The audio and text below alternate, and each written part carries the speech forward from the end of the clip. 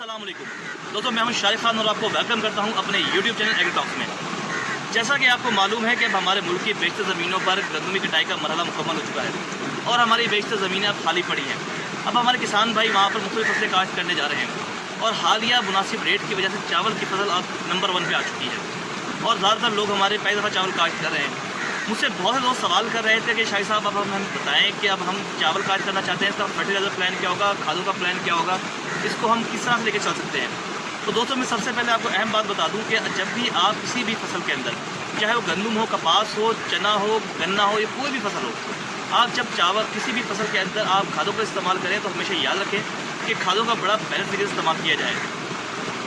किसी भी फसल को इजाफी खादें या कम खादें से बचाएं, क्योंकि इजाफी खादें आपका माशी नुकसान करती हैं और कम खादें आपकी पैदावार में कमी का बायस बनती है। इसलिए बेहतर यह है कि अपनी ज़मीनों को एक बार लाजमी तजिया करवा लें। ये तजिया आपको ना सिर्फ इजाफी खादों के खर्चे से बचाएगा, बल्कि ज़मीन के अंदर जो आपके दूसरे माइक्रो न्यूट्रिएंट्स कम हैं उनके बारे में भी आपको बताएगा। तो दोस्तों, अब चलते हैं अपनी वीडियो की तरफ। आप हमेशा याद रखें कि किसी भी फसल को खाद देते वक्त हमेशा इस बात का ध्यान रखा जाता है कि वक्त पाशी क्या है, वक्त काश्त क्या है, और सबसे अहम कि आपकी ज़मीन का ऑर्गेनिक मैटर यानी कि नामियाती मादा किस पोजीशन पर है। हमेशा भी ज़मीन के नामियाती मादे को बढ़ाने की कोशिश करें। वक्त के साथ साथ हमारी ज़मीन में नामियाती मादा तकरीबन ख़त्म होने के दहाने पे आ चुका है और बहुत कम मिकदार में रह गया है। आज मैं आपको एक बार बताऊँगा जिसके ज़रिए सबसे पहले आप अपनी ज़मीन का नामियाती मादा बेहतर कर सकते हैं। तो हमारे यहाँ पर ज़मीन के अंदर गोबर खाद, रूढ़ी या फिर गिलास वाला गोबर जिसको हम आल भी कहते हैं, वो बहुत ज़्यादा मिकदार में ज़मीन में डलवाया जाता है। इकट्ठा डलवाने से ना तो सिर्फ आपका माशी नुकसान भी होता है, बल्कि बहुत सी जगहों पे फसल जलने के नुकसान भी देखने में आते हैं। इसका एक और बड़ा आसान तरीक़ाकार ये है कि जब भी आप अपनी ज़मीन को आप पानी लगाने लगें, पानी लगाने से 3 दिन 4 दिन पहले आप एक 200 लीटर वाला ड्रम लें पानी का। उस ड्रम को आप मुकम्मल पानी से भर दें और भरने के बाद उसके अंदर 15 से 20 किलो गोबर डालें और साथ 2 से 2.5 किलो यूरिया, इनफ ज़्यादातर 2 से 2.5 किलो यूरिया आप उसके अंदर डालकर उसको एक डंडी की वजह से हिलाकर मिक्स करके उसको छोड़ दें। और छोड़ने के बाद उसको 3 से 4 दिन यानी कि जब तक आपने पानी नहीं लगाना उसको पड़ा रहने दें। आप देखेंगे 3 से 4 दिन के बाद वो तकरीबन आपका एक गलत वाला गोबर, एक नामियाती मादा, वो एक बड़ी अच्छी एक फेयर कंडीशन में आ चुका होगा। जब आप उसको ज़मीन में इरिगेशन लगाएं, पानी लगाने लगें, तो वो अपना 2 लीटर वाला जो ड्रम है उसको ज़मीन के अंदर ड्रेन करवा दें, उसको पानी के साथ बहा दें और अपनी ज़मीन को वो वाला पानी लगाएं। वक्त के साथ साथ आपकी ज़मीन में ना सिर्फ ये नामियाती मादी कमी को पूरा करेगा, बल्कि आपकी खादों की फायदे को भी बढ़ा देगा। अब चलते हैं चावल की खादों की तरफ। दोस्तों, जब हम चावल काश्त करते हैं तो उसका बड़ा आसान तरीका ये है कि हम चावल की खादें इस तरह से देते हैं कि जब हम ज़मीन की आखिर तैयारी के वक्त यानी कि ज़मीन को आखिर सुहागा लगाते वक्त उसके अंदर आखिर सुहागा लगाने से पहले हम उसके अंदर 3 बोरी नाइट्रोफास, आधी बोरी पोटाश डालने के बाद उसको हम बंद कर देते हैं, यानी आखिर सुहागा लगा के मुकम्मल कर देते हैं। अगर आप नाइट्रोफास नहीं इस्तेमाल करना चाहते तो आप कम अज़ कम 1.5 बोरी फास्फोरस यानी कि DAP और आधी बोरी पोटाश और तकरीबन पूरी बोरी ही यूरिया इस्तेमाल करें। उसके बाद सुहागा लगा के खेत को ऊपर से बंद कर दें, फिर पानी छोड़कर अपनी पनीरी शिफ्ट कर दें। इसके बाद दोस्तों 20 से 25 दिन के बाद आप अपनी ज़मीन के अंदर पौनी बोरी यूरिया और 3 से 4 किलो जिंक सल्फेट दानेदार का इस्तेमाल लाजमी करें। अब उसके बाद दोस्तों जब आपको 35 से 40 दिन हो जाएं, फिर आप आधी बोरी यूरिया की ज़मीन में छिटा दें और उसके बाद आप 50 दिन के बाद पौनी बोरी यूरिया और आधी बोरी पोटाश फिर उसके ज़मीन में छिटा दें और उसके बाद अपनी खादों का प्लान मुकम्मल कर दें। जब आप नाइट्रोजन को इस्तेमाल करना चाहें, मैं ज़्यादा तौर पर रिकमेंड करूँगा कि आप आधी बोरी यूरिया को इस्तेमाल करने से बेहतर है कि आप वहाँ पर 1 बोरी अमोनियम सल्फेट इस्तेमाल करें। इसके रिजल्ट बहुत ज़्यादा अच्छे देखने में आते हैं। तीसरी और सबसे अहम बात याद रखें कि चावल की फसल को गिरने से बचाने के लिए खादों का बड़ा बैलेंस इस्तेमाल करें, यानी कि तवाज़ुन तरीके से खादों का इस्तेमाल किया जाए। 2 बोरी यूरिया डालने से चावल की फसल की पैदावार बढ़ तो जाती है, लेकिन अगर यही खाद हम अगर लंबे वक्त तक यानी कि गोब की हालत में डालते जाएँ तो चावल की फसल गिरने के इम्कान बहुत बढ़ जाते हैं। इसलिए अपनी यूरिया या नाइट्रोजन पहले 40 से 50 दिन के अंदर मुकम्मल करें।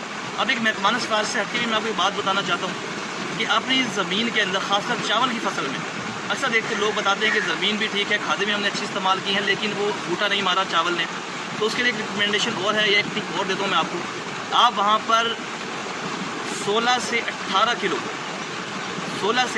किलो सरसों की खल 16 से 18 किलो सरसों की खल फी एकड़ इस्तेमाल करें, उसको छट्टा दें। یہ इंशाअल्लाह आप देखेंगे कि इससे आपकी फसल की पैदावार में बहुत ज़्यादा यकीनी फ़ायदा होगा। दोस्तों ये जो मैंने अभी आपको प्लान बताया ये 3 एकड़ के हिसाब से है, यानी कि आपने 1 एकड़ को इस पर इस्तेमाल करना है। अब मैं बताऊंगा आपको कि आपने कौन सी खादें और कब इस्तेमाल करनी है और किस वैरायटी का इस्तेमाल। आप जानते हैं कि लंबे कद वाली वैरायटीज़ हैं जिसमें 385 और 515 वैरायटी है। इसके लिए जो महकमान सिफारिशात हैं वो कहती हैं कि 55 23 ता 50 से लेकर 70 35 ता 50 किलोग्राम तक नाइट्रोजन, फास्फोरस और पोटाश फी एकड़ इस्तेमाल करें। इसी तरह जो छोटे कद वाली वैरायटीज़ हैं जैसे कि एडवांस कायनात और दूसरी, इनको यूरिया की ज़रूरत ज़्यादा होती है। तो इसके लिए जो महकमा सिफारिशात हैं वो 70 35 ता 50 से लेकर 80 40 ता 60 किलोग्राम पोटाश नाइट्रोजन फी एकड़ तक रिकमेंड की जाती है, यानी कि पोटाश, फास्फोरस और नाइट्रोजन फी एकड़ रिकमेंड की जाती है। इस तरह जो हाइब्रिड किसान हैं इनको दोस्तों मैं हमेशा ब्रायलर मुर्गी की तशबीह देता हूँ। ये ब्रायलर मुर्गी जैसी होती हैं, जिनसे अगर आपको पैदावार ज़्यादा चाहिए तो इनकी खुराक भी ज़्यादा होती है। इनके लिए जो महकमान सिफारिशात हैं वो 80 40 ता 60 से लेकर 80 40 ता 60 से लेकर, यानी कि आप 2 बोरी यूरिया और 1.5 से 2 बोरी फास्फोरस और तकरीबन 1 से 1.5 बोरी पोटाश इस्तेमाल करने की रिकमेंडेशन दी जाती है। तो दोस्तों बात करेंगे अज़ाए सगीरा के ऊपर, यानी कि छोटे अज़ा के ऊपर, माइक्रो न्यूट्रिएंट्स जिनकी हम बात कर रहे हैं, जैसे कि जिंक। दोस्तों अगर आप अपनी फसल को में पहली दफ़ा अपनी ज़मीन में चावल काश्त करने जा रहे हैं तो फिर आपको यकीन जिंक डालने की ज़रूरत नहीं है।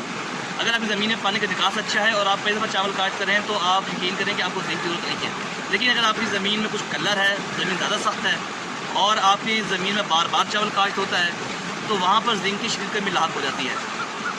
इसीलिए जिंक की कमी पूरी करने के लिए 33% वाला जिंक दानेदार सल्फेट, जिंक सल्फेट 33% वाला 3 से 4 किलो फी एकड़ इस्तेमाल करने की रिकमेंडेशन दी जाती है।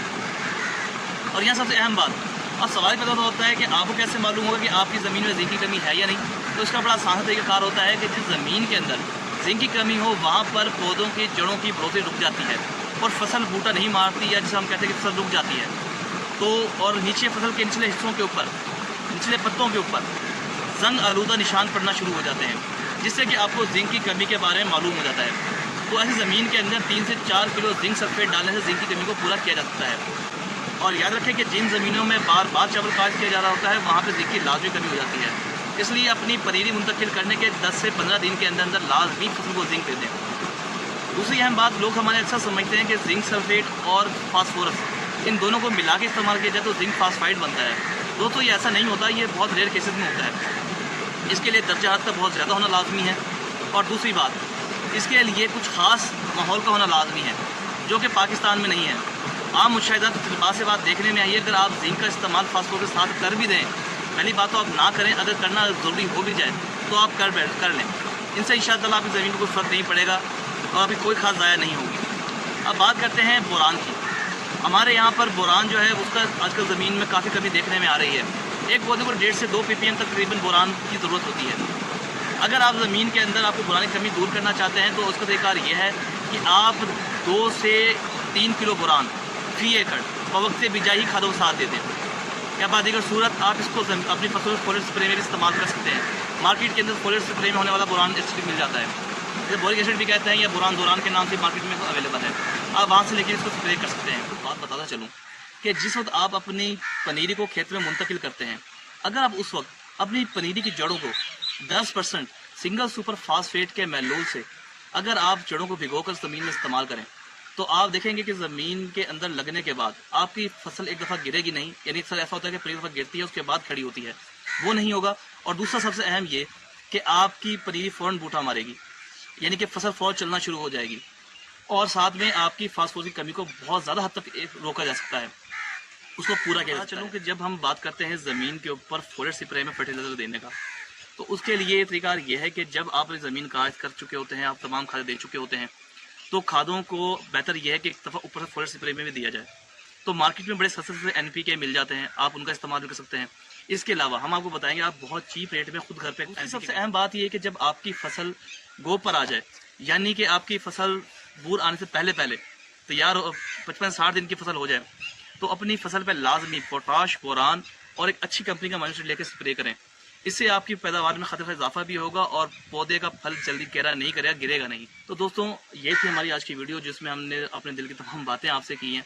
اور میں نے تجربات سارے شیئر کیے ہیں، اور انشاءاللہ امید کرتا ہوں کہ ان کے اوپر عمل کر کے آپ بھی ایک شاندار فصل حاصل کر سکتے ہیں۔